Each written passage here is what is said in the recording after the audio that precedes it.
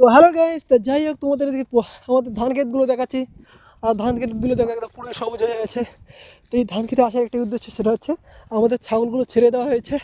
তো এখন কোথায় আছে সেটা হচ্ছে পাওয়ার প্রচণ্ড রোদ, দেখতেই পাচ্ছ যে রোদের তাপমাত্রা। আর দেখো চারদিকটা একদম উজ্জ্বল হয়ে আছে। এখন ছাগল কোথায় আছে সেটাই বড় কথা। এই ধান ক্ষেতের মাঝে ছাগল কোথায় হারিয়ে আছে, ছাগলগুলোকে বাড়ি দিয়ে দিতে হবে, এই জন্য আসছি। এখন এই ছাগল পাবো কি পাবো না সেটাই মেন কথা। চলো তাহলে দেখা যাক আমাদের একটা ছোট্ট মিনি ব্লগ এটা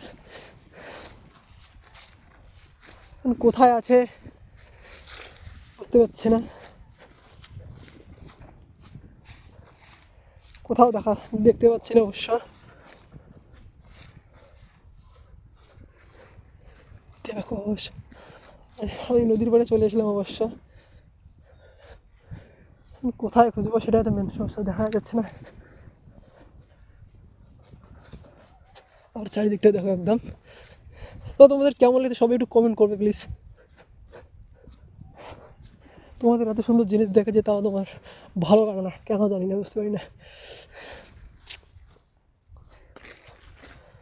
কোথায় এখন আছে। এখন কি দেখো ছাগল যে ডাকবে সেটাও ডাকছে না। ওই যে নদীর রাস্তার ধারে দু দু চারটা ছাগল আছে, বাট ওগুলো তো আমাদের না অবশ্য। এখন তো অনেকেই বলে তুমি ছাগল খুঁজতে এসেছো না অন্য কিছু করতে এসেছো, বলতেই পারে কেউ, বাট আসলে আমি ছাগল খুঁজতে এসেছি।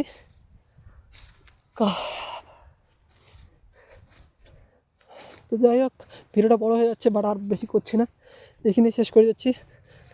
তোমাদের সৌন্দর্যটাই দেখো, ছাগল তো খুঁজে পেলাম না।